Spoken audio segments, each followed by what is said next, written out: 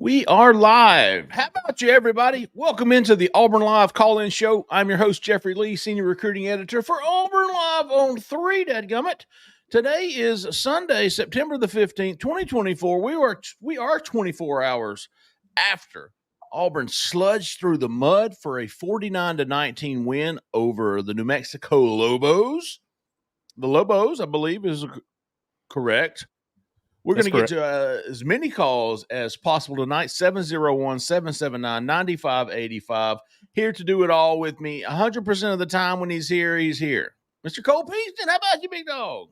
How about you? I'm trying to get that percentage up, just like my RPM percentage, you know. Allen is DOA. Is that right? MIA, maybe? Yeah. DOA. He is MIA. He is having a birthday party or a birthday this weekend. I don't know if he's going to be joining us momentarily or not, but we'll see. We'll wing it without him, Cole. We'll do our best. We will. I think it is his birthday this weekend, I think. He didn't specify which date, only that it was this weekend. Yeah. He's probably who knows? We'll figure it out. If he jumps on, he jumps on. If not, we'll be all right. We are going to get as many phone lines as possible tonight. We really want to hear everybody's opinions, maybe some questions about the Auburn Tigers, the 2-1 Auburn Tigers, new starting quarterback Hank Brown, apparently the new backup quarterback Holden Gerner, who was put in for a Hail Mary only to run out of bounds. Still scratching my head on that one. We don't have to talk about that if you don't want to. Before we get to the phone lines, and I'm sure we've got some callers. Actually, I hope we do. I want to remind everybody, if you're in or around Auburn, Opelika, Lee County, looking for some real estate help, look no further for it. Miss Jessica Andrews with the Talents Group. She is a 5-star realtor. I messed that up, man. I usually go 334-704-4442. A lot of fours in that number, Mr. Allen Head, but she is a 5-star realtor. Hey, how about you, big dog? Having some technical difficulties. Let me log back in. I'll be right back. All right, then. You came in right at the right time. We just needed him for that. He's in and out. Good. He threw us all off, man. Anyways, Jessica Andrews with the Talents Group. You know about her. You've heard about her. She's a 5-star realtor. I promise you will not be disappointed. Looking to sell your house, find a new one. Auburn, Opelika, Lee County, and surrounding areas. She is absolutely fantastic. You will never hear a bad word about her. And if you do, let me know. I'll say I fight you, but I'm too old to fight you. That's why I bought a pistol. Happy birthday, country kid. Live from Ruth Chris in Destin. Woo! He's living the high life. Big time. No doubt. We'll get to Allen Head. What's up, big dog? Hey. Allen, is it your birthday too today? So no, the birthday was on Friday. My wife surprised me with a trip to Asheville. Friday the 13th. Friday the 13th. And yet we still won a football game, right? So needless to say, my birthday was not a causative factor in Auburn playing well or not, right? But no, I literally just got back about 5 minutes ago from the apps, man, and it was a fantastic trip. Oh, good for you, man. Yeah. But before you got some phone calls lined up for us, Zach?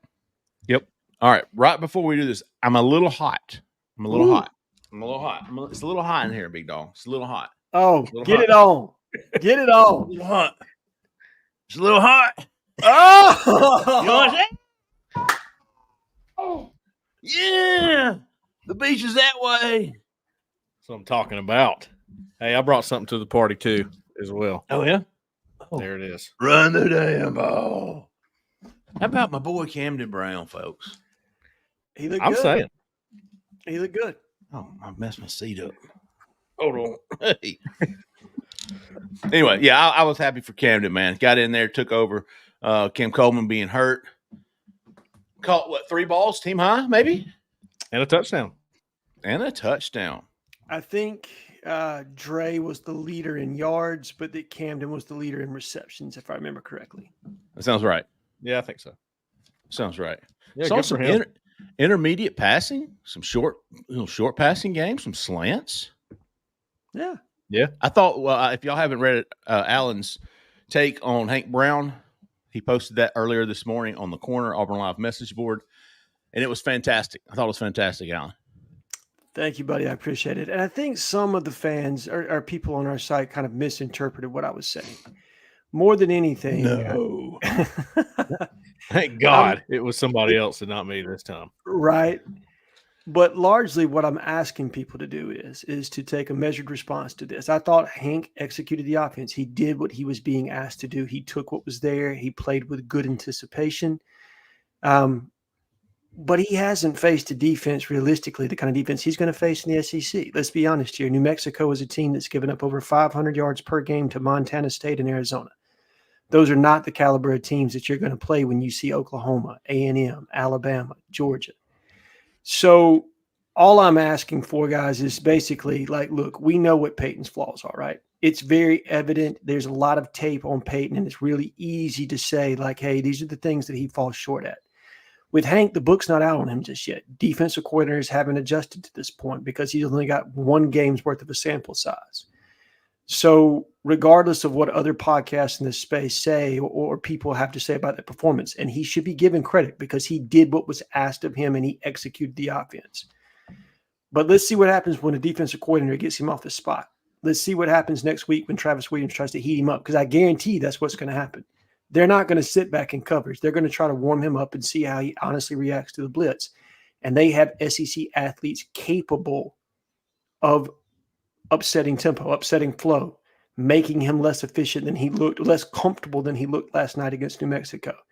So once we see a couple of those performances, and if he performs the same way against Arkansas and Oklahoma and Missouri as he performed against New Mexico, well, hey, look, I'm a believer at that point.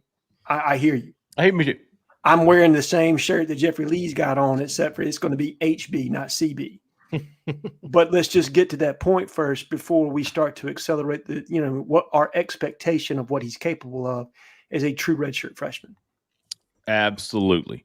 Let's hear what some folks, some fans, some folks, and got to say, Zach, get us to the phone line. You know where we're going. Caller one. Kevin from Wilmer, you're live, man. Kevin from Wilmer, Alabama. How about you, Kevin? Happy birthday, Alan Head. Thank you, Kevin. I really appreciate it, brother. Kevin's got some questions for us tonight. I want to hear. Let's fire them off, Kevin. Let's go. I think Hank Brown will be the starting quarterback for Arkansas. Okay. Good call. Hugh Freeze agrees. I think we're on the same page there, Kevin. I think that's a good call, big dog. And will we have Cam Coleman back? That's a great question, Kevin.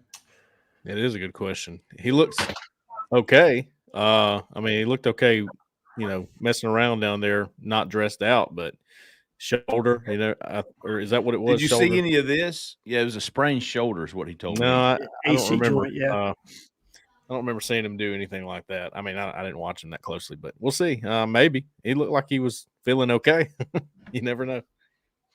Well, let me ask you this. Simmons will catch some touchdowns too. I think folks would like to see him get a little bit more targets, Kevin, get a little bit more opportunities, whether it's in the return game, jet sweep, some targets in the passing game. I think people would like to see him more involved. So I think people are right there with you. Perry Thompson too. Yeah, I was asking Christian last night. We were watching the game. I was like, "Where's Perry?" And about that time, he made a couple of a big catch. I think he had a drop.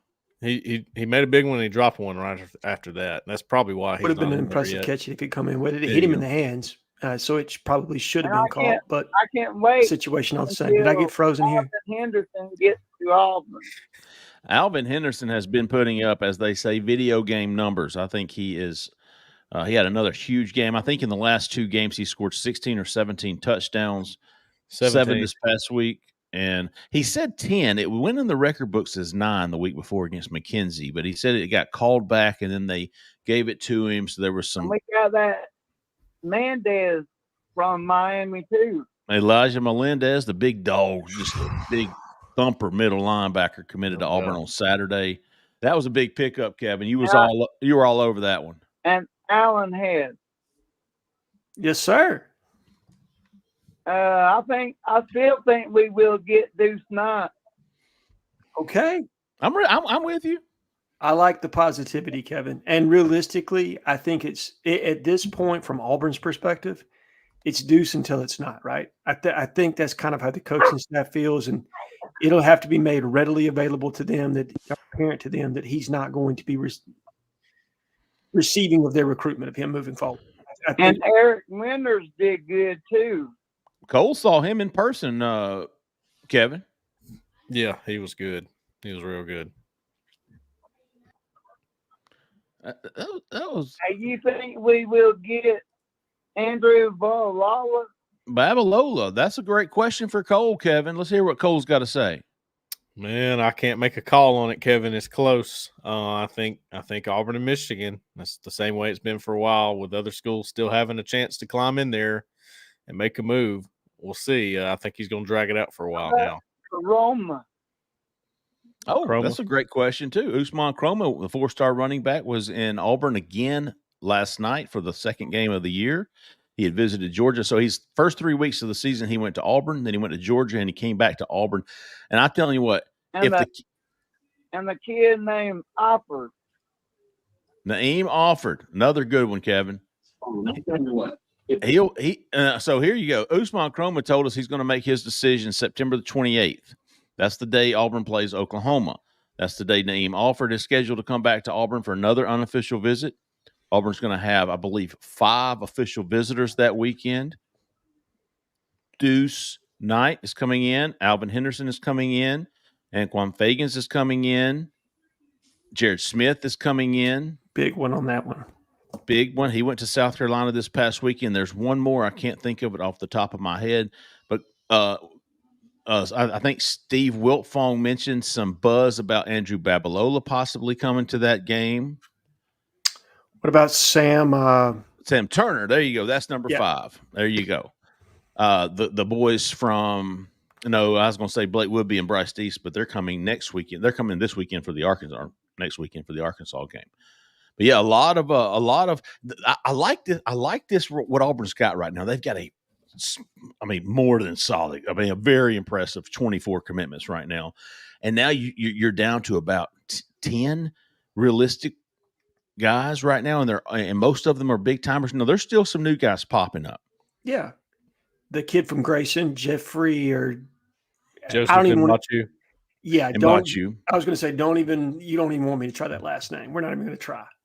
They love him. Just think of how Bouchy and then say Mbachu. Okay. All right. Here's the issue. I'm going to be picturing Jeffrey Lee say that every time we get ready. Mbachu. There you go. So a lot going on over the next 2 weeks. Auburn obviously is going to be gone all of October.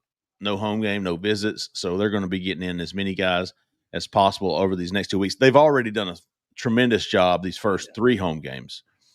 So, of course, they got Elijah Melendez for 2 of them. He committed. We'll see what happens with Usman Chroma, going to commit September 28th. Auburn, Georgia, many believe, including ourselves, that those are the 2 teams battling for him. I think Cole put in a prediction for Auburn on Friday. Yep. I think Chad Simmons has got a prediction in for Auburn. I think Steve Wiltfong's got a prediction in for Auburn. So a lot of Auburn buzz heading into these last 2 weeks before he makes a decision. But good stuff, Kevin.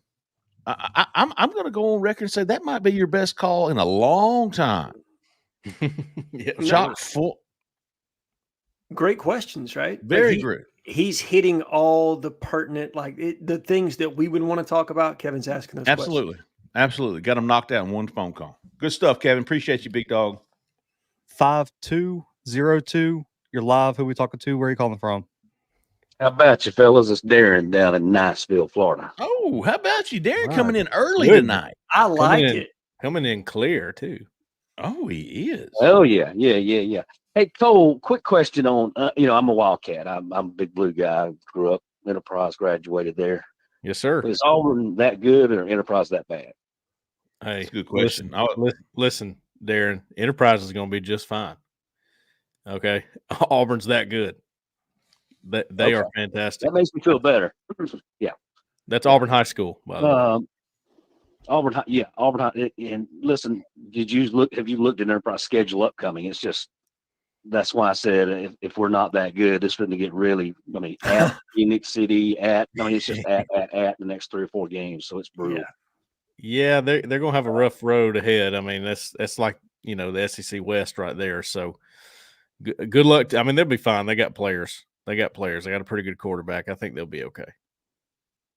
I was watching you and Hoke, and you said something earlier today, or maybe it was after the pregame, postgame. Not sure when y'all filmed it. Just watched it earlier today. But yeah, good luck on betting games right now, right? Or I don't bet, I don't gamble, but just right now, I don't know nothing about football, fellas. I mean, I really was surprised at the Cal game. I did not see us being that bad. And if I was thinking 8 games, 9-game win, and we just lost to Cal, have y'all adjusted your win total?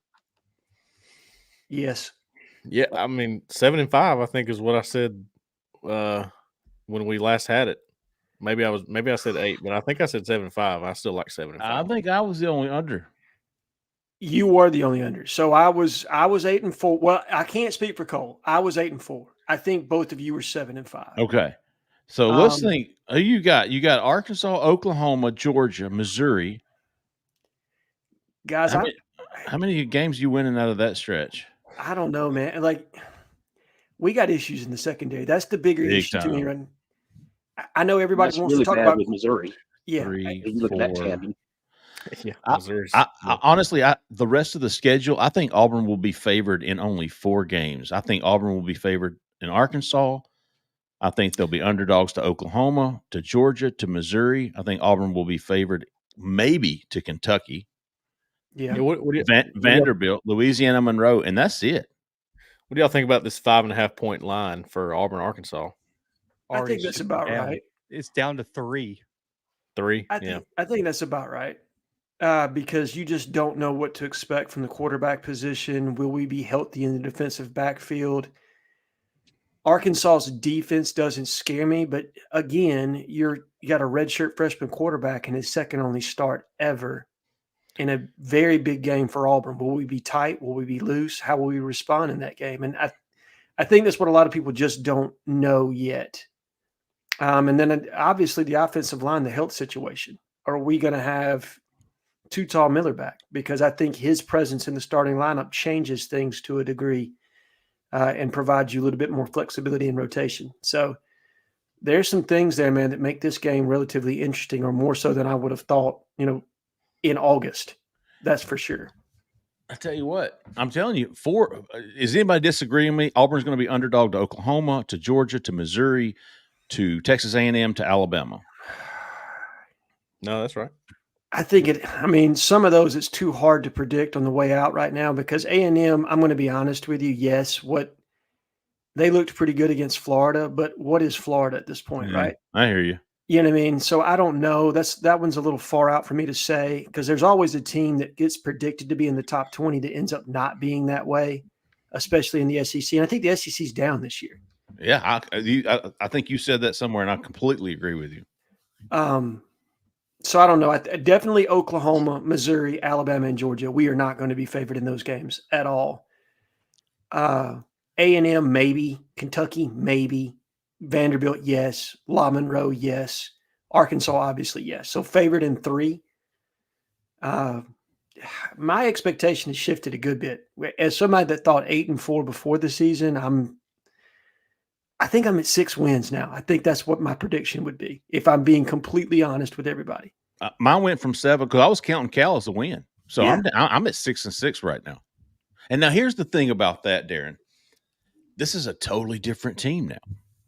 It's a totally different team with Hank at quarterback. I'm with Alan here. We don't really know what Auburn's got right now.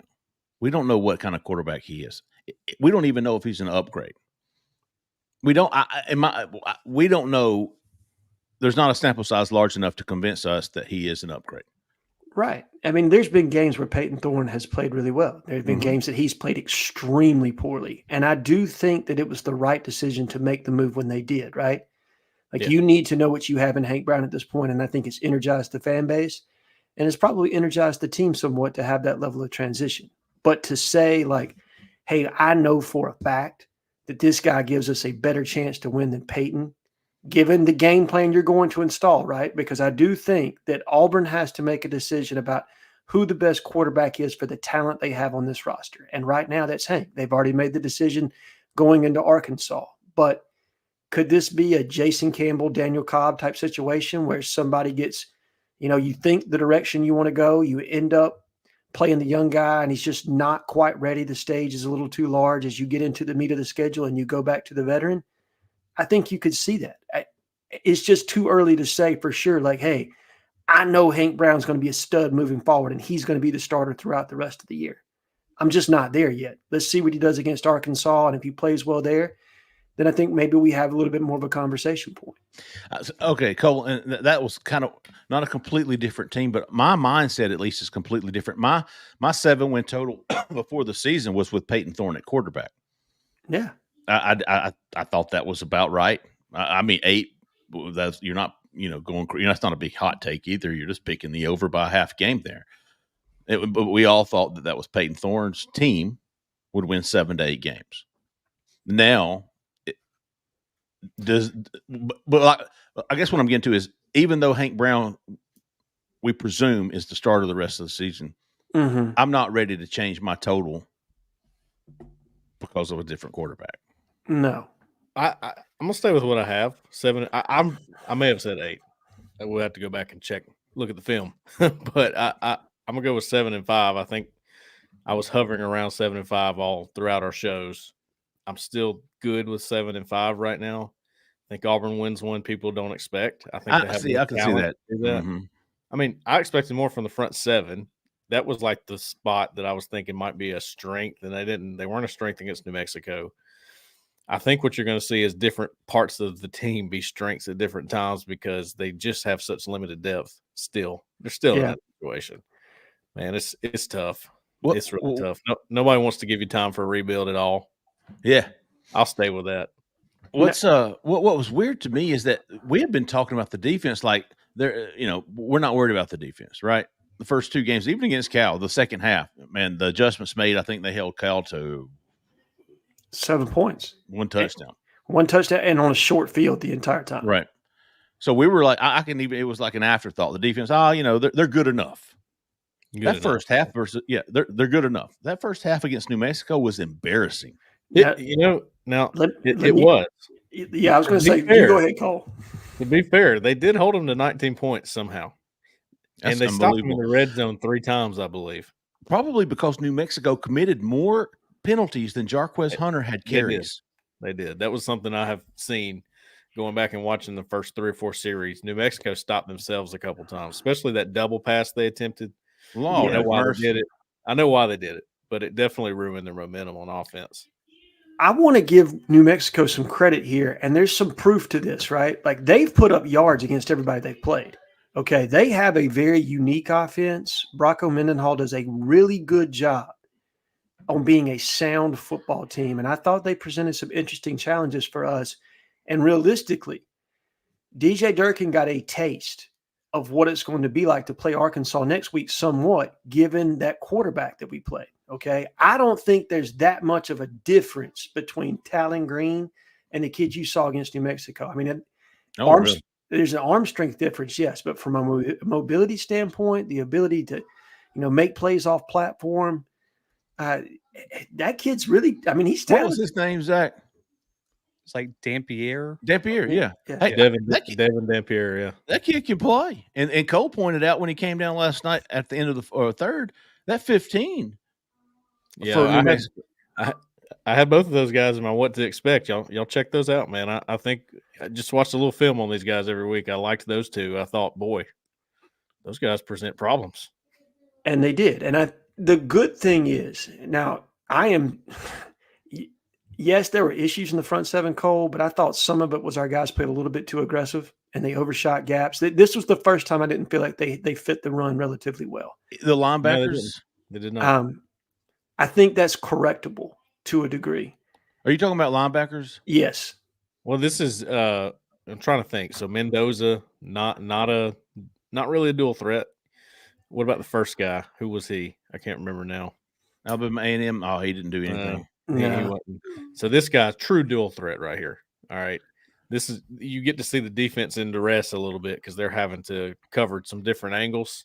Yeah. And then they get caught missing some gaps. Yeah. It was more of an undisciplined thing. And I'm not saying that's a coaching thing. I mean, it's game 3. There's time to get those things fixed. But it was more of an undisciplined thing than a talent thing for sure. I agree wholeheartedly. And I thought they did some good things with it. New Mexico, again, giving them credit from motion shifts, creating eye discipline issues. I thought they presented some very unique challenges. And I want to give them credit for that. And again, I do think they're probably a middle of the pack. What do they call that conference now? Mountain West, MWC conference. I think they're probably middle of the pack. I think they're better than like Colorado State and some teams of that caliber. But it's not the caliber of team you're going to be playing in the SEC week in and week out. Right. It's just not. But again, some talented pieces there that it was good to get Auburn exposed to that kind of a quarterback and that kind of an offense. Because those are things when you go to tell the truth Monday and you put that up on tape and you say, hey, we told you this is going to get you beat. But again, the issue to me is the secondary. Like, is Kay and Lee not being there? I mean, that opened some eyes, did it not? Who do you feel like was the biggest? Obviously, you had Kite at one corner, you had Keontae at the other. Kite, to me, can be good. He's just not there yet. He's thrown into the action a little earlier than he probably should have been. Correct me if I'm wrong. Jay Crawford, we didn't see again. The thing about Kite that I like, I think he's a bit of a playmaker. All right, so what does that mean exactly? He's going to be able to make some plays. He's going to be able to make a game-changing play here and there. I think he's got that ability, but he's going to be inconsistent, which is something that you didn't have with DJ James and Nehemiah Pritchett a year ago. They were consistent. They didn't make some of the big plays, but they were very consistent. And you've lost that, I think. That's the problem.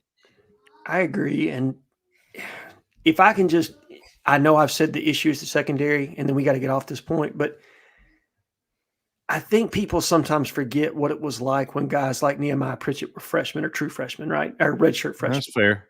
What I mean? The growth and development that had to transpire for those guys to get to the level that they got to. I think that's the issue that certain people have is like Auburn should be better than this, right? Well, sometimes just because you're more talented, that lack of experience negates that ability until you get certain levels of exposure and you learn and grow through those situations. So that's a little bit of what Auburn's experiencing right now. And last thing, we'll go to the next call.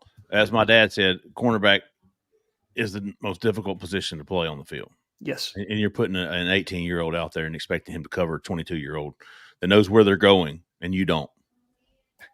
All right, Zach, keep us going, big dog. Good stuff, Darren. Appreciate your call, big dog. 4420. You're live. Who are we talking to? Where are you calling from? This is Austin Redding. I'm in Auburn. How about you, Austin? How y'all doing, man? I actually got 2 topics for you. Okay. I'm wondering, so you bring up the secondary. Scott out there, I don't know if he's a little lost. You obviously can't put blame on one single person, but maybe he needs to move back to nickel. And other than that, our secondary is obviously a massive problem. The other thing that I've wondered, Bo Nix seemed to have a similar problem that Peyton's having. It's like he wasn't meshing with our offense. And I'm wondering if Peyton were to go somewhere else, how would he perform? It's a good question. Austin, by the way, also known as AJ, good buddy of mine here on the phones. I thought, man, there were some eerily similar things that Peyton Thorne did in the Cal game to what we used to see from Bo Nix. Mm-hmm. I know that sounds crazy because Bo Nix is a starter. He's a starter in the NFL right now. I know that sounds crazy. You probably can't picture Peyton Thorne starting in the NFL. But it's the not letting a play develop, taking off before it's over, getting out of the pocket. It was eerily similar. It's a non-trust in what you're looking at, and then that was the problem.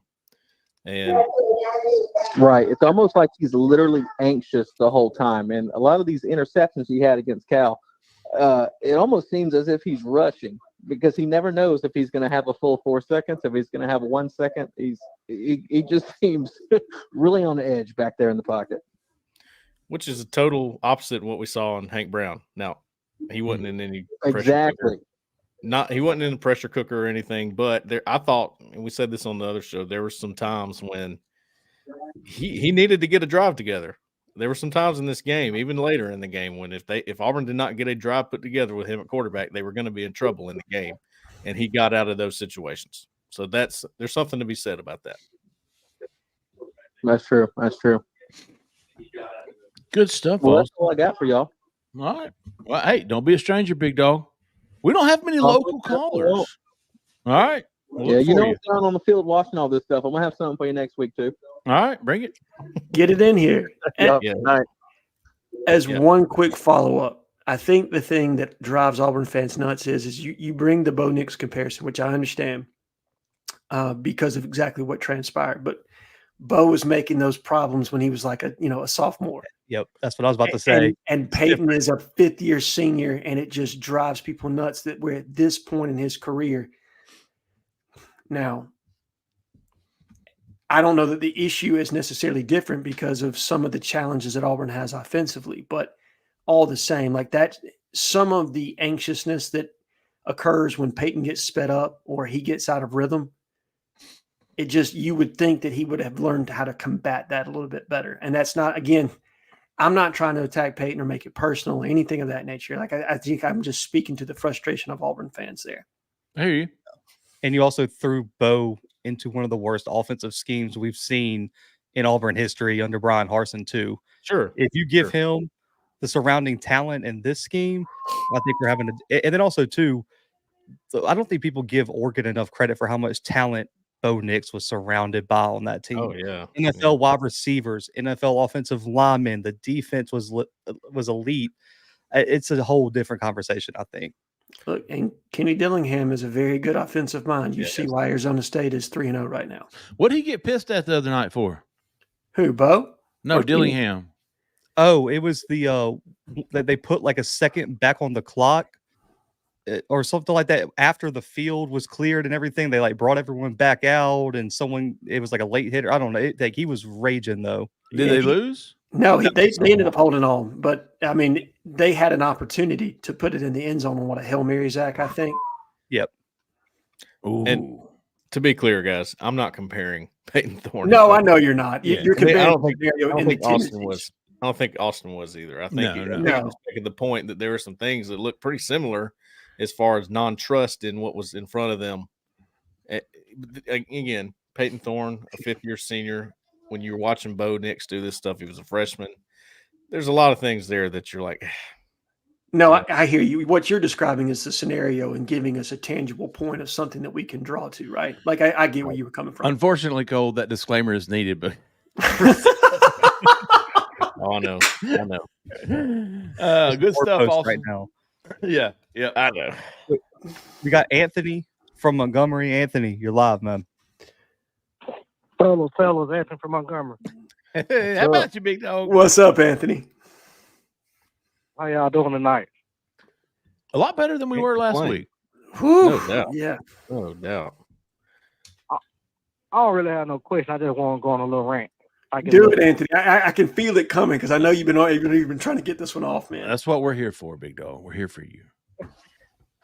So, all the freshmen those high-level freshmen we brought in, I find it interesting that the two that plays the most is Malik Blockton and Caleb Harris. And everybody loves Malik Blockton, but Caleb Harris might be the best freshman that on that defensive side. You always see 18 around the ball. That kid gonna be special. Yep. Austin Keys, Robert Williams needs to play over Austin Keys. I don't know what he be doing half of the time. Austin Keys is a liability on defense. They need to put Robert Williams out there because he be guessing holes that you can't guess at middle linebacker. The secondary, we need to start K.N. Lee and Jay Crawford. The reason we need to start Jay Crawford because Antonio Kite is an athlete, but you can feel him thinking on the field. J.C. Hart, you can feel him thinking on the field. Like, they're not sure of themselves. And Jay Crawford, outside of K.N. Lee, is the only corner that I feel like is sure of himself. He might not know what he's doing, but he know he can cover. He know where he's supposed to be, and he know he can make a play. Nobody had on their bingo card that Keontae Scott was going to be the worst player on defense. I don't even know. And I ain't even talking about covering. I've watched Keontae Scott come down, take a bad angle, and just miss several tackles. I don't know what Keontae got going on this season. Like, it's not even the covering part. In the open field, he can't tackle no more. I don't know what Keontae got going on. And last, it feels like Rivaldo Fairweather just got to campus 2 weeks before fall camp started. Am I the only one realized that 85% of the time he has no clue what's going on? He don't know where to line up at.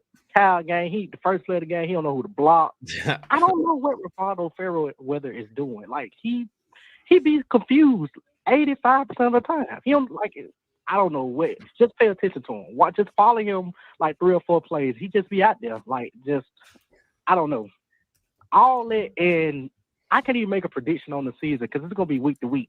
Sure. Like, I wouldn't even be surprised if we come out and hold Arkansas to like 7 points and we win like 20-7 or something like that. Then, I mean, I just don't know with this team. Defensively, I think we're going to get better because we're young and we just out of position. But confidence in the secondary, I don't even think we're that bad. Nobody just sure of themselves back there. Even Keontae, to be older. Only Ken Lee and Thompson are sure of what they're doing. That's my rant. That's all. I just had to get it off my chest. That's all I thought you made some fantastic points. I agree. I don't think I disagree with anything there. No, as far as Keontae goes, and you guys tell me because you're around him more, you see him in person, right? It looks to me like he's still favoring that hamstring, and he's not cutting the way that you typically would if he felt like he were fully healthy. Like, that's what it looks like to me. Now, I'm not going to disagree. He's a natural nickel. I do not believe he plays all that well in space and that he's still adjusting to playing to outside corner. Yeah. Doesn't mean he can't get better, but last night what I noticed more than anything is it felt like he was slow to cut, slow to react at times, like he was still favoring his leg somewhat. And I'm not trying to build in excuses for him. That's just what I picked up from watching the TV copy. And maybe I'm wrong. Like I said, you guys saw it live in person, so you tell me. But I feel like that's part of the issue with Keontae. And the other part is he's still adjusting to playing outside corner, and he's a natural nickel. And maybe they can figure out a way to move him back inside. But, Cole, you said it. There's not enough depth at the outside corner position. They would like to rotate more bodies out there. And if you pull him inside, that keeps you from having the ability to rotate. No, I agree with Anthony, though. Jay Crawford, that's the guy. He's young. He's going to make some mistakes, but he is sure of himself, like Anthony was saying. There's a lot. You can see a lot of unassuredness out there. Like, am I supposed to be here? Am I in the right position? I didn't play the ball. Jay Crawford goes and gets it, son. I knew he was a dog when we were talking to him and he picked MJ over LeBron. I knew it. Yeah. Right there you go. Hey, I like it. I like it. So ideally, both all 3 of you, for that matter, ideally, if they're healthy and they're available, Kayan Lee and Jay Crawford are your 2 outside corners. Well, I think Justin Hokanson had this on our other show. He said Keontae was targeted 7 times and gave up 3 and 39 yards, I think, on those 3. So I guess statistically he wasn't as bad as it looked, maybe. I think some of those were big plays, though. Either way, I don't think you just bail on him yet. He's got to be out there. He's a playmaker. Oh, really? You don't want to slide him into the nickel and then have Jaron? Yeah, I think that would be perfect, but I don't know if it's afforded, like Alan was saying. It's. I mean, how many snaps can you realistically put Jay Crawford out there on the field? He's going to make mistakes. This corner is a position where you don't have any room for error at all. I think – go ahead, Cole. I'm sorry. I cut you off. I was saying you don't have room for error at corner. You don't – what I will say to the point that you're making, Jeffrey, is as far as natural instincts at the cornerback position, I don't think there's any doubt in my mind Jay Crawford is the most instinctual of the corners on this roster beyond Kayan Lee, period. Anthony made a beautiful point when he talked about how Antonio Kite is an athlete. I think Spooty was a safety and predominantly a basketball player in high school, if I remember correctly. And so he's still probably the finer points of playing corner and the smaller nuances there. And he is thinking. You can kind of see that somewhat. But when it clicks for him, I think there are spots that you can see him, and Cole talked about him being a playmaker, where it really comes on and he knows what he's doing and he plays with confidence, but you just don't see that enough. I mean, in an ideal world, Colton Hood's still here and you don't have this issue. Yeah, maybe But, JD Rim too. JD's off the field stuff. But anyway. Yeah, right. But maybe you don't have the injury. Who's the young man that snapped his ACL before the season? Yeah, Tyler Scott. Oh, Losing having such a great camp too. Yeah, losing Colton Hood and Tyler Scott before, coming out of spring. It really has hurt the depth on this roster from what you were able to do from the corner, from the defensive back position. I mean, it really has. Good stuff, Anthony. Appreciate your call, big dog. 9985. You're live. Who we talking to? Where are you calling from? How about you, fellas? This is JR from Coleman, Alabama. JR, how about you, big dog? What's going on? How you doing, man? What's on your mind tonight? I got a couple things I want to talk about, things I saw that I like, and a couple things that I didn't like, and get y'all's opinion on them. I like it. All right, I'll start with what I didn't like first. There's no secret in football that it's hardest to operate your offense in the red zone, specifically inside the 10-yard line. The field's condensed. I don't think the play calling, specifically in early downs at the goal line, put the offense in the best position. They were running zone read with Hank Brown, and in games earlier in the season, Peyton Thorne, he'd keep it when the DNs or outside backers were crashing on the running back, they'd keep it running in for a touchdown untouched. Hank is not a threat to run, and you saw that in New Mexico. Man, they was eating up the run game at the goal line. A good team will you won't have a third down pass necessarily to bail you out every time. I felt like they would run first and second down, and then you're playing up against New Mexico, get bailed out with a third down pass for a touchdown or something like that. That's fine and dandy, but I feel like against better competition, you're not going to have that luxury, and every down has to be executed to perfection against the SEC opponent. Second thing I didn't like, it's not so much I don't like it, maybe it just seems odd to me, is Kieron Crawford and who's the Jalen McLeod being in pass coverage so much. I just seems like it's not putting them in position to use their talents to their limits.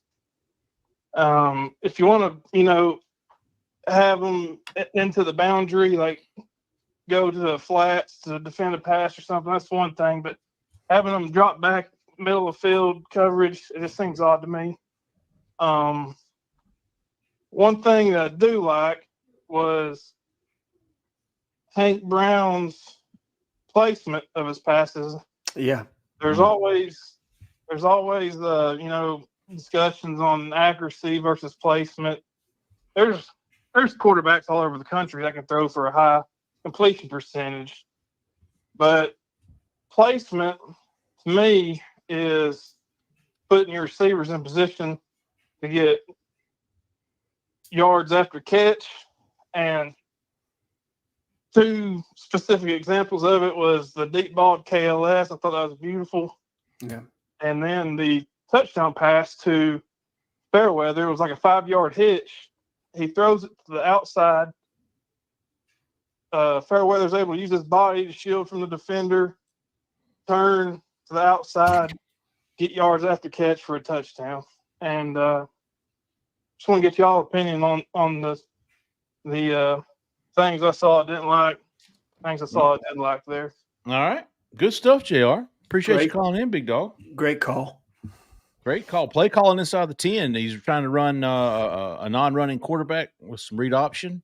So that was kind of some of what I was talking about as it pertains to deciding what is in the best interest of Auburn for the composition of its roster at quarterback, right? So with Hank Brown, it changes the dynamic completely with your play calling inside the 10. Whereas having a mobile quarterback or a more mobile quarterback in Peyton Thorne, that's an extra hat that gets added to the run game, right? And somebody else that the defense has to account for. With Hank, I mean, I don't know how much you can try to feature him in the offense to keep the defense honest on that kind of a read option play. And so then they're just crashing the mesh point and teeing off on the tailback 90% of the time. So they're going to have to get a little bit more creative. With Hank staying at quarterback, I do think they're going to have to be more creative with the design run game and probably get out of some of the read game, because I just don't think outside of an RPO coming off of that he's going to be overly effective if he pulls it and decides to run. Now, maybe I'm wrong here. Maybe Hank's getting out there with those gazelle legs and he's going to prove me wrong and he's going to pull one and go for 40 yards down the sideline. But right now, I just don't see it. But what about you guys?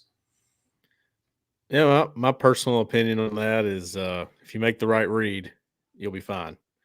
You know, I think he's got enough if it's like a 1 or 2 yards out kind of deal. If he makes the right read and they are teeing off on the running back and not respecting him at all, that could be good. I think what they were trying to do, Alan, from watching 3 drives so far, was lock the read so they didn't have to worry about that, and they didn't block it right twice. I saw that.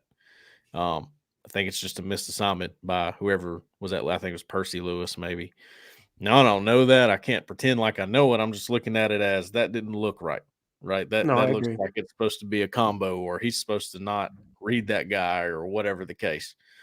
Or it could be on quarterback. You never know on those situations. But there was a missed assignment somewhere, and that stalled them a few times. Then the Wildcat stuff, little Didn't cute. love it. Yeah, didn't love it.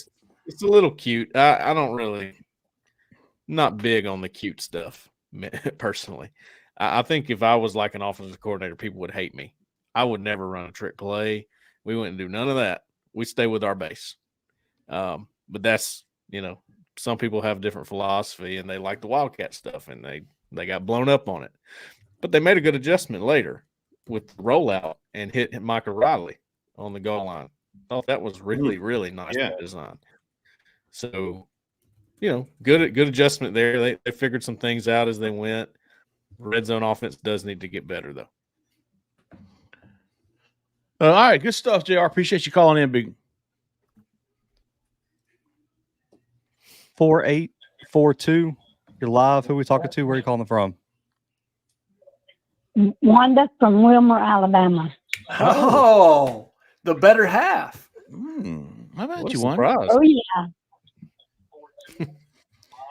What's on your mind tonight, Wanda? It's Wanda from Wilmer, Alabama.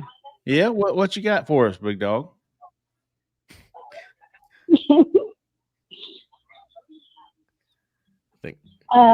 Well, Kevin had one other question. Okay. KJ Lacey, he still thinks that he's going to switch from Texas to Auburn. I think he ought to stick with that Deuce Knight prediction. I think there's a better chance of that happening than KJ Lacey.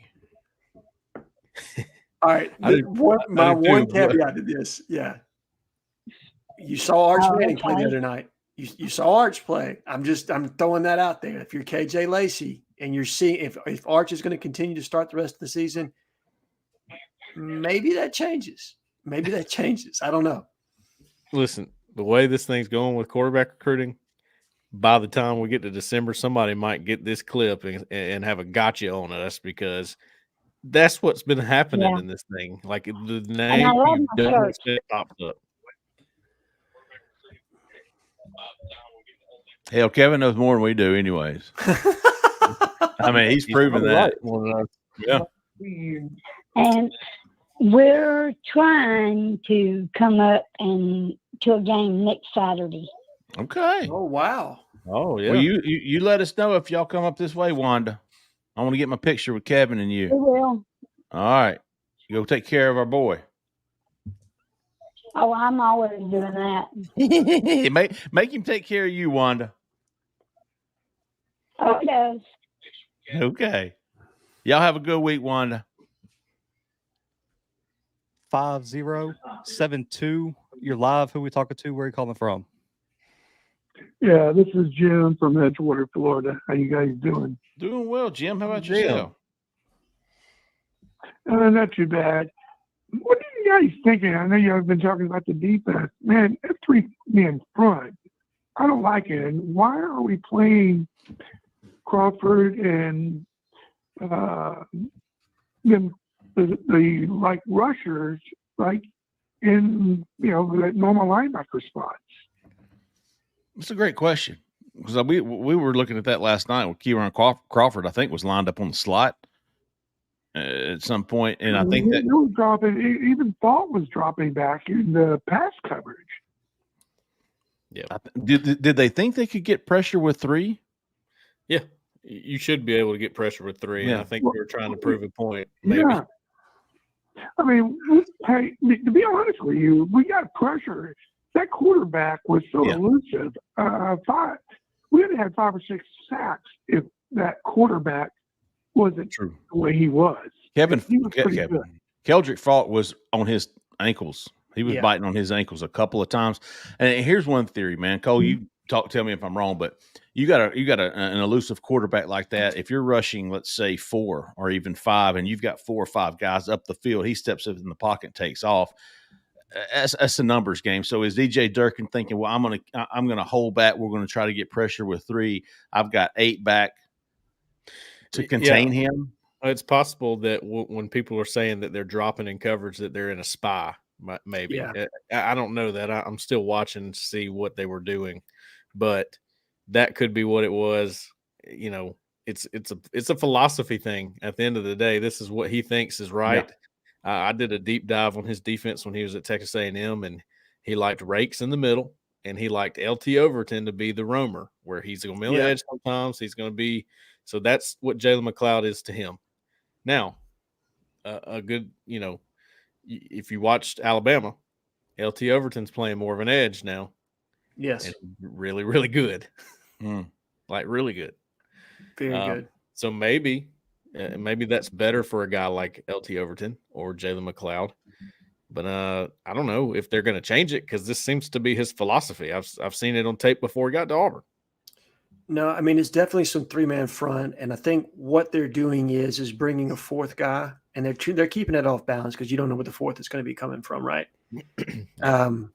They're trying to change the launch point and launch angles for some of their pass rushers and create some confusion. But I'm with you, Cole. I think we predominantly played –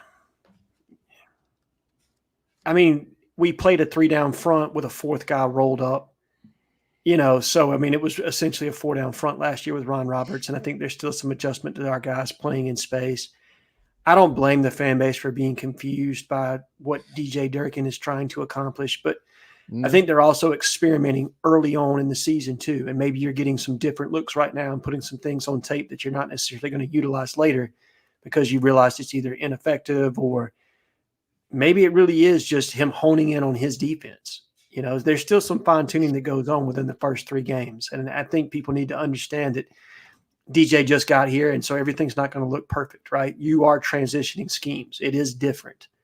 So there's going to be some hiccups and things like that. But as far as why they're choosing to utilize Jalen McLeod in that capacity, I don't know. That's a question. If they made DJ Durkin available for a press conference, that'd be a great question. Based on the corner earlier today, I think what people want to know is our opinion on this. And Zach, jump in here too, man. I don't know.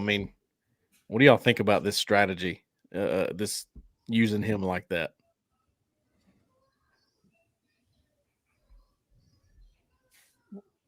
Like just a 3-man front? No, just using Jalen McLeod as this roamer and not as your edge guy. Yeah, I don't know about that. I just don't know if he's athletic enough for it in space.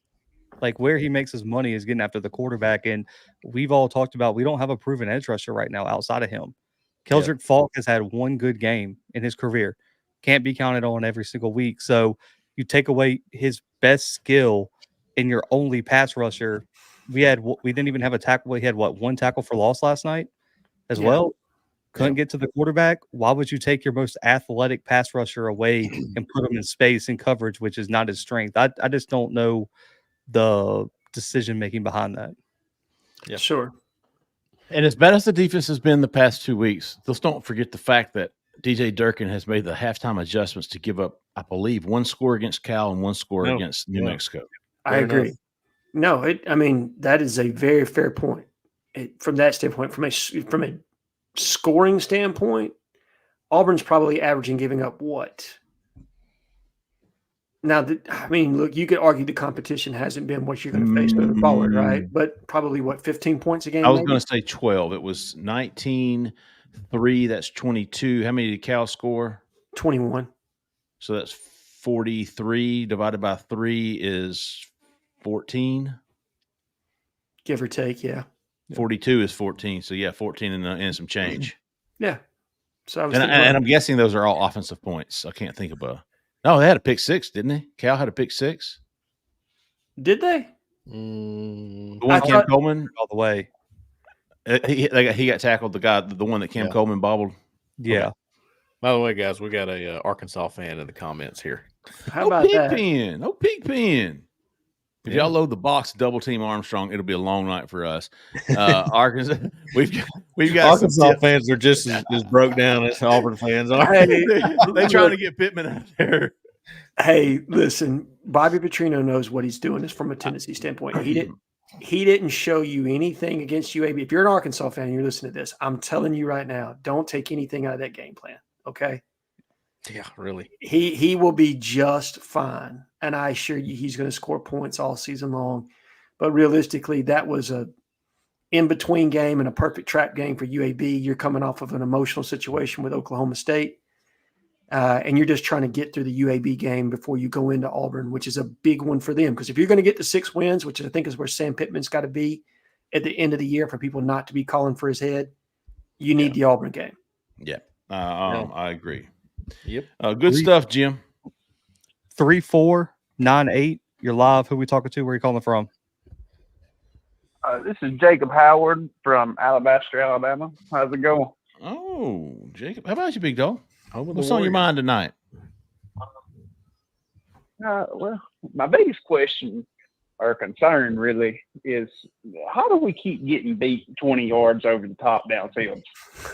Because, if we're playing this zone and not getting any pressure, they shouldn't be running a wide open 20 yards over our head. You remember the seam route they ran? I think it was in the second half, and I think Caleb Harris ran him down on about the 4. It's a poorly thrown football. It should have been a touchdown. If he had let him. It was busted coverage. Yeah, something happened because they had a really nice little play design. And again, there's your trick play that they have. It's not really a trick play, but it was a short yardage, and they acted like it was about to be a short handoff and maybe a play action. I can't remember, but it was nice. They got him. It was a tailback out of the backfield on the seam, and I think, if I remember correctly, Eugene Asante busted the coverage because he should have been one-on-one running the pole or running down the seam with the running back and just whiffed big time. Yep. So you think busted coverages, maybe some youth, I had inexperience? another question. So what about Malcolm Simmons being the punt returner? What about that? I wouldn't argue against it. No. I guess your only holdup is that he's a freshman, but also, this is a guy that returned punts in high school. Not only that, he was the punter, so he knows how to handle the snap, and he's been in that situation a few times, more than a few times. He played some quarterback too a few times, so it's not like he hadn't handled the ball. I think you're looking for a guy at punt returner who's handled the football. You don't want to put somebody back there just because he's fast and can make people miss. If you hadn't handled the football, catching that punt, there ain't nothing harder except for playing man coverage all the way down the field. That's hard, but no doubt. But no, I'm with you, Cole. You want sure hands back there first. That is the number one thing you want in a punt returner because muff a punt. We've seen it, right? Yeah, so the other night. Yeah, I'm not trying to add insult to injury here, but Corey Moore muffed that punt in the Iron Bowl, changed everything, right? So it is important to have sure hands back there first. But yes, Malcolm's dynamic. I think they've got to start figuring out a way to get him more involved in the game plan. And if did Keontae not have one last night? He had 2. Then you have 2. I remember one hit him in the face mask. One hit him in the face mask. Did he have 2? I believe it was 2. Okay. I may be wrong, but definitely 1. Cole, I trust your memory over mine on this one. But I'm going straight off of memory there because I haven't gone back and seen it that far yet. But you talk about Malcolm Simmons doing everything, dude. He's on coverage teams. He made big hit on. He's just find if that's the way to find him another touch, another 3 or 4 touches per game. Get him back there. If your 5th year senior is going to be muffing punts, put your true freshman back there. Preach, Jeffrey. All right, that's all I'm going to say about that. Good stuff, Jeff. 0244. You're live. Who are we talking to? Where are you calling from? Hey, this is Adam from Sebastian, Florida. No, a lot of Florida man calling. Florida man, yeah. Keith, maybe I was going to say we need to send somebody to go check on Keith, right? Well, I checked on him. He's all right. Okay, he's hanging in there. He's hanging in there. What's on your mind tonight, Adam? I had a couple questions for y'all tonight. Give us your 2 best ones. First one is I was wondering what was going on with Andrew Babalola. Seems like things have gone kind of like I haven't seen much come out on him in 2 or 3 weeks now. Was wondering like if we're going to be getting him back on campus again soon, and what's going on there. The second question I had was about Deuce Knight. If he ends up coming for the Oklahoma game, I had heard that Notre Dame doesn't like that, and he'd be considered uncommitted unless they change their rules. And if that's true, he's already visited Auburn twice this year. Well, I meant on an OB. Yeah, I wouldn't. I want to say I was like listening to Steve Wiltfong, and he said something about Notre Dame doesn't like them, taking official visits anywhere else. Oh, okay. Babalola. And the third thing was with Hank Brown coming in. We saw a lot of frustration from the wide receivers against Cal. I want to say like KLS was extremely visibly frustrated. Does having Hank, give our wide receivers, put their heads in a better space, you think, going into SEC play? That I could agree with. Yeah, it's good. It's a good question. I agree for sure. I thought, and you guys jump in here, but I thought that he threw with great anticipation last night and hit some layered throws that I haven't seen Peyton really hit this year. I think the one to Sam Jackson, where he went through the second window, it was up and over, and a real layered, beautiful throw by Hank on that one. So, and to me, that's how he's got to play, right? Like he's got to be on time. He's got to be accurate. He's got to be able to anticipate, man. Like he's got to throw guys open. That's the way he's going to be effective. Probably his best throw of the night, maybe not the best throw, but the best play of the night was probably when he was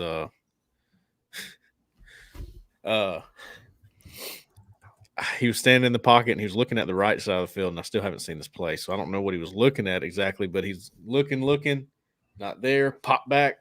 He didn't even have to think about it. He already throws it to the comeback. Yeah. It didn't even, he wasn't even looking at it. He just popped back, throw. Boom. I don't have to pop back and look and go, all right, is he there? I know he's there. Boom. I know he's there. That's the confidence we're talking about. That's the trusting, right? And you know what? He's going to throw a pick or two by doing that. Yeah, for sure. It's going to happen. But is it better to go to roll with that and roll with the punches with that, with the plays that he will make from doing that? I think it is at this point.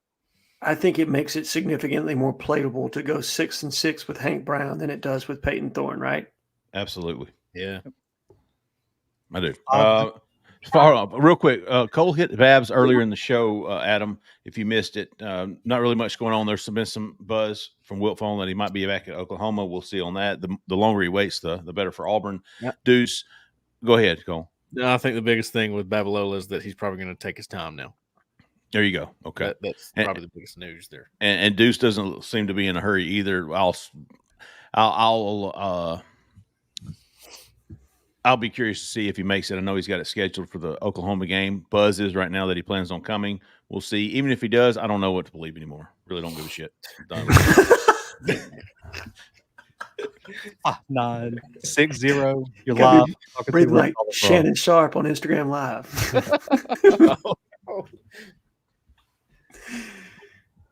What's going on, brother? What's up, Edward? What's up? What's going on? Happy birthday, man. Man, I appreciate that, man. I appreciate that. Cut my dinner sir. short of Ruth Chris, man, to get on my job, man. Ooh, Ruth Christ, I hear you. Well, we special. Yeah, man. Man, well, you know, I like the mood to go with your young quarterback. And that's what I want to warn folks again. He gonna make some mistakes, man. Yes. He gonna make some mistakes. But here's the thing. I'd rather my redshirt freshman make mistakes than a guy that's been playing 5 years. Mm-hmm. Yeah. Fair criticism. And like Jay Lee, Cole, y'all hunt, right? The main thing to killing that big buck, you got to be confident in your rifle. What I see from Hank, he's confident in his rifle. He's confident in his arm. He's confident that I can fit this ball in this tight space. So I can throw this ball before the receiver come out and break. The problem with Payton never seemed confident. Payton it looked night and day. Payton don't have near the arm strength that Hank had. Not nowhere close. And you see a couple passes, his ball placement, man. That touchdown that Rivaldo caught, that would have just been a completion. If it was a completion at best with Payton throwing, that would have been a touchdown. He put that ball where only Rivaldo can get it, and then you can make a move after you catch it. Stuff like that is what I'm looking at. And I'm looking towards the future. You know, as down as I was last week, I want Hugh to be here. And I think Hank is a guy, you got all these receivers, man. You got to have somebody to give him the ball or you're not going to keep him. You know, receivers been divas from the beginning of time. All NFL receivers, they divas. They want the ball. Yeah. So you done sold them on getting them here and you going to get them the ball. You got to have somebody who can get it to him. And I think he can. And now he might not be as quick as Payton, but I think a lot of people selling Hank short too as far as his running ability. He ain't no Michael Vick, but the guy played basketball for a lot of years, so that let me know he can lead move. Mm-hmm. When him and quarterback, the defense selling out to stop the running back anyway. So I look for him to get a lot of easy reads and walk in the end zone with it. Because ain't nobody respecting him to pull the ball and keep it anyway. And I think he's going to surprise some folks. You get him out in the open field, them long legs. Look at Arch Manning yesterday. Nobody probably thought that he can run the way that he can run. Yeah. You know, if you think back to Peyton Manning, nobody thought he was going to keep it. You remember that? When you play in the system and make the right read, that makes life a lot easier, man. And as far as our 3-3-5 with McLeod, I told y'all about that last week. Now, I have nothing against the 3-3-5, but to me, who was your best player coming into this season? It was Jalen McLeod. Why was Jalen McLeod your best player? He was your best pass rusher. So, here's the thing. You got a secondary that's struggling a little bit. But that ain't as bad as what a lot of people see. If I ain't got nobody to put pressure on the quarterback, then I can expect my secondary that's young to struggle a little bit. What they doing on defense is working against what I think is working against each other. The 3-man front with McLeod, you have no pass rushers. Your young secondary gonna get picked apart. But swap that front up, put McLeod back at the end with it. You got to speed that quarterback up, man. You got to speed him up with a young secondary. You can't fault them. And some of the catches that being made against Auburn, man, I can throw the same pass to that same guy 100 times. He might not get that pass but another 3 or 4 times, man. That just was. They made some good catches. catches. Lucky against us for some reason. But I think you got all the pieces in that secondary, but it's just like cooking. You got to keep missing and matching until you find that right combination. It's there. It's there. As far as Keontae Scott, I'm going to say the same thing I told my friend about Jalen Simpson 3 years ago. Keontae Scott, plain and simple, just out of position. He's just out of position. He's not a cornerback. The guy's a safety. He's a field safety. That's his natural position. He's not to me, he's not a nickel. He can play that position. But if you wanted to see a really effective Keontae Scott, I wish he would have made the move to nickel instead of moving the corner, because that, much like Jalen, wasn't nobody talking about Jalen is a draft pick going to the NFL, but that move to safety. And as far as the other guy asked about Malcolm, I mean, I'm with this. This is my thinking. If the senior don't make mistakes and muff punts, I might as well put my freshman back there. And if he muff one, okay, I can live with that.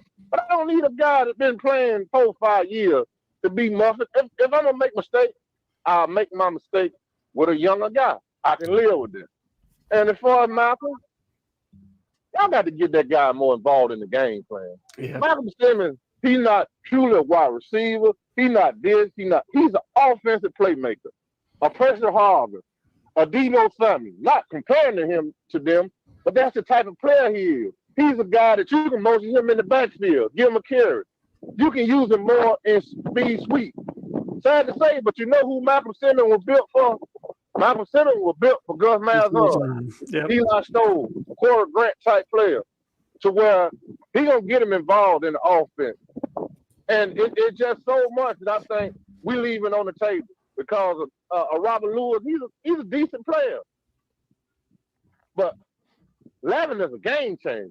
And when you go into these SEC games, you're going to need some game changers to help break some games open, because they ain't going to get tight with their coverage. And I ain't seen Robert Lewis. He just ain't flashing like what. No, he ain't that. Not saying nothing bad against him, but I got a guy in 11. I just need to get the football in hand, screen pass, jet sweep, backfield, down the field. It don't matter how you get it to him, because I hate to say this now, you were recruiting a free 5. You want to run and you wanted the 4 that you got. Well, the 4 that you got, looking over there and they see Hollywood, you looking good in that system in Tuscaloosa now. And you done sold me over here. Hell, I'm bad at touching the ball. That's all I'm going to say about that.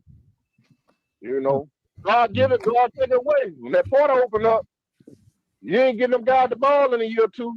Ain't nobody being mad when they go to looking around. Because guess what? That's the life that we in, boy. 2 look good up there in Tuscaloosa. I ain't no fan, but God dog. So you know these guys, they connected. They Instagramming each other, texting each other. Hey man, y'all talking about me coming to Auburn with y'all shit. Y'all should have been trying to come on up here with me. Old Perry might be looking like, damn, I flipped. Maybe I should have stayed. At least they up there with somebody with a system to know how to get guys open. And a happy birthday to the kids. Happy birthday to the kid. Appreciate you, Edward. Good stuff. Good stuff. Gus Malzahn, 3-0 Gus Malzahn. Big win over TCU, wasn't it? Huge. Yes. But I knew where Edward was going there before he said it, man. You know what I mean? Like I knew he was talking about Gus, and he's right. Except for I think Malcolm has more wiggle than Eli Stove or Corey Grant ever had. Both of those are straight line guys. Yeah. All right, get us to our last one, Zach. 1643. You're live. Who we talking to? Where you calling from? Hey, this is Joey from Auburn. Another local, man. Hey, we're going local, baby. We're going local. Yes, sir. We're going local. War Eagle boys. All War right. Eagle to you, I got Joey. a question just about, kind of people adjusting their win totals. I think I'm not saying this was always correct, but popular consensus was around 7 to 8 wins before the season. And now, people are kind of adjusting down. Some people were already there, but maybe around 7 to 6 conservatively. Guys, if we win 6 games of our current class, how much of that do we lose if we lose any? and what players maybe do we lose out on that we're maybe in it for right now. And then just as a add on to that, I'll go on to On3 and check the crystal balls for Auburn from time to time. I saw a guy named EJ Holland put in 100% confidence crystal ball for Deuce Knight the night after the Cal game. And I was just wondering if y'all knew anything about that. That's pretty much all I had. Really enjoyed the show, guys, and God bless. Thanks, Joey. 100% on the 7th of September. EJ Holland, Yeah, dude he's covers a Michigan guy. Yeah, he covers Michigan, man. I wouldn't put a lot of stock in that. I think that he was also the guy who said Nate Marshall wasn't flipping to Auburn. Then I tell you, dude, I will say this: was it him or Sam that said that? I can't remember. It was one of the two. EJ caught a lot of shit for that, man. I will say this, Joey. Okay, if Auburn goes 6-6, which is very doable, I don't think the recruiting class takes a hit if those losses are to Oklahoma, Georgia, Missouri, and Alabama. Yeah, and A&M. I just don't. Is that 5? That would be 6-6, right? Yeah, I mean, maybe you lose 1 or 2, right? But it's not like this torrential overturn. And here's the thing. I think even still, man, as bad as it sounds about Peyton, and I don't know yet, but I kind of feel like even the losses, I hope Hank doesn't look as bad as Peyton does when Peyton's at his worst, when Hank's at his worst. When Peyton's at his worst, he's bad. I mean, bad, and he looks bad. And trust me, I know for a fact. I was talking to him last night. Recruits see that. Yeah, they know. Yeah, Cole knows what I'm talking about. And so I would hope that Hank's worst night isn't nearly as bad as Peyton's worst nights.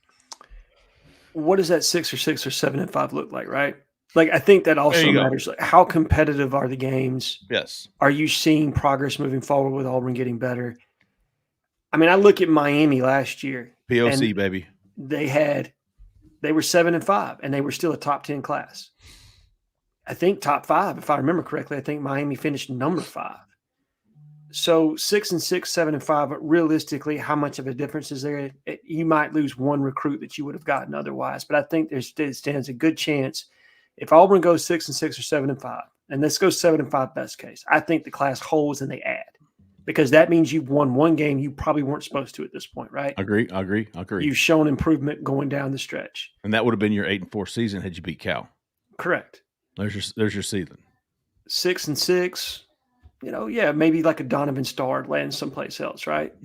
It's somebody else that was looking for playing time and is looking at a crowded cornerback class. And they're like, this is all I need. I'm going to go elsewhere.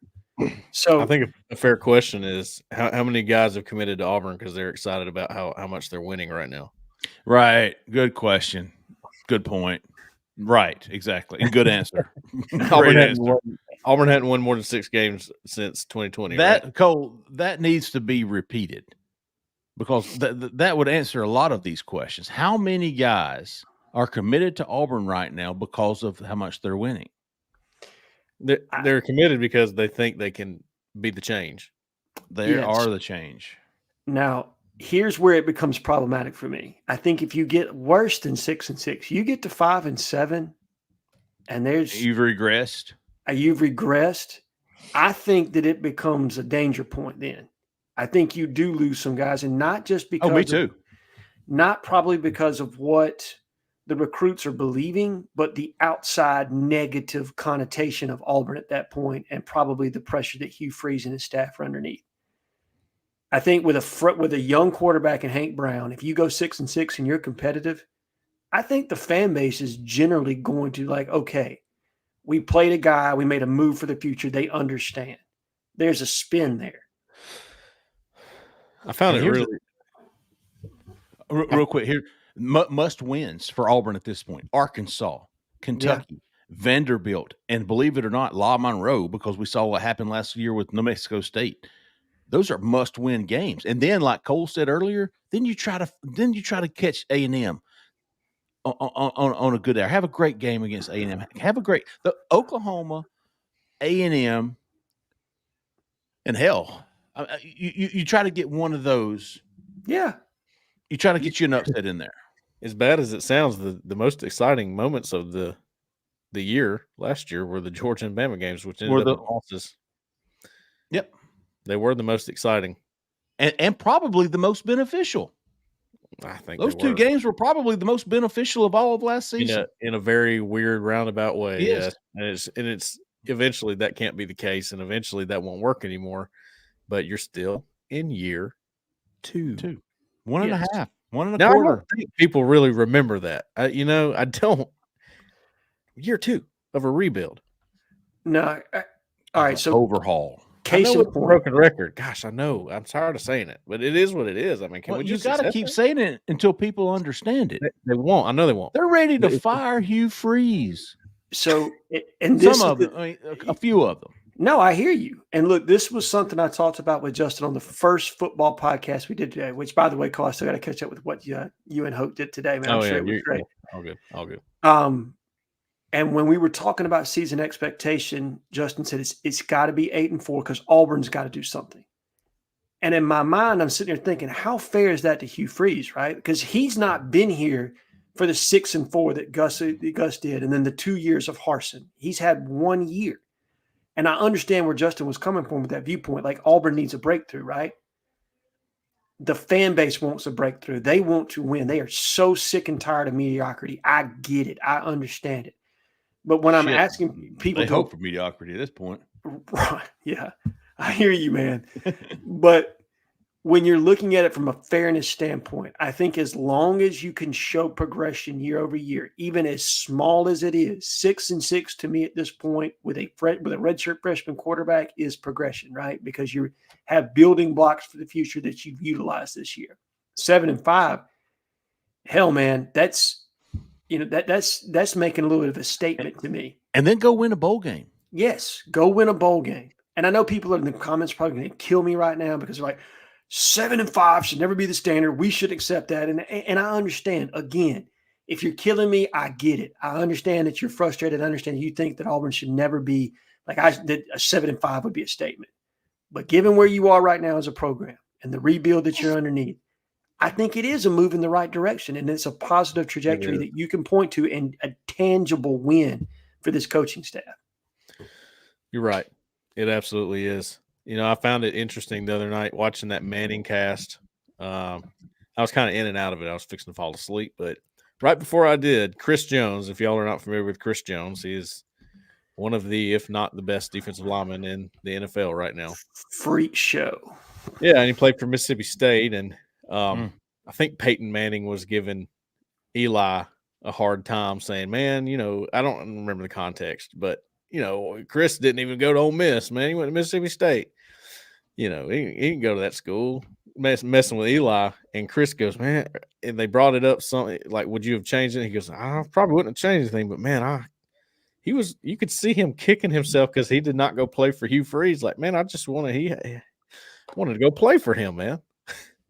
Wow, that's a lot. And this is a guy who has accomplished everything and anything you could ever want to accomplish as a football player. No doubt. And he's looking back on it, almost kicking himself, going, dang, I should play for Hugh Freeze. Now, what does that say? It says a lot to me. And I got to tell you, as far as, and I don't know nobody's saying fire Hugh Freeze. Maybe one guy that knows nothing says that, but I don't see it all over the place. There's just some disgruntled Auburn fans, and everybody understands why. It's been too long since Auburn's been winning and been good. I think Auburn itself, take Hugh Freeze out of the picture, is in more danger if you were to move on from Hugh Freeze than to give him a year 3 to see what's going to happen. I mean, real danger. I'm talking about 6-6 forever kind of danger. I'd much rather see year 3 for Hugh Freeze, and let's see what these players that he's bringing can do.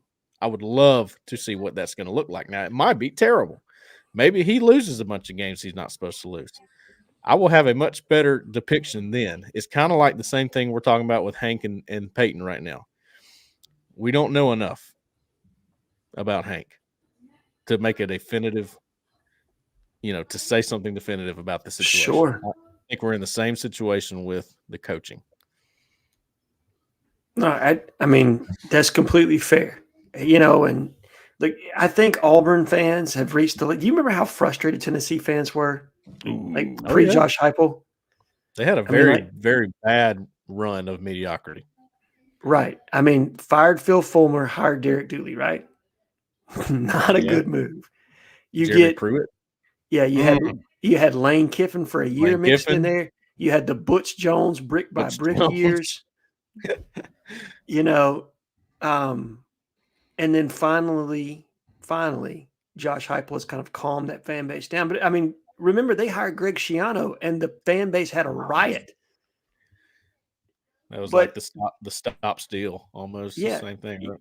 Yeah, I mean, I just think that the Auburn fans have reached certain fans have reached a level of frustration about the mediocrity that Auburn has experienced as of late. But I'm with you, Cole. I think with the way that Hugh Freeze is choosing to go about this rebuild, he has not gone all into the portal. He's utilized the portal. He's leveraged the portal, but he wants to build this through high school. And so with that, if you're going to build that way, and I do believe still that is the right way to build it, I believe the most elite pieces of clay, and I've said this over and over again, are in the high school ranks. Yes. And your talent ceiling will improve to the point that you're on the level or close to the level of a Clemson, of a Georgia, of an Alabama. It's there, but you have to continue to do the work. And I would just encourage people to be patient while this is ongoing. Just continue to be patient. Watch this play its way through. And look, if we get to the end of year 3 and we're still losing games like we did against Cal, I hear you. I'll be first in line. Yeah. I hear you. I'll grab my pitchfork. Patience, young grasshoppers. All right, let's end it there, man. Fantastic show tonight. It was even better than I was anticipating, and I was anticipating a fantastic one. It was really good. Kevin to get us started, big dog. Darren from Niceville got us talking. I think we talked about 30 minutes after that. Austin from Auburn, Anthony from Montgomery with a great rant. JR had some really good stuff in there. Wanda from Wilmer came and finished it off.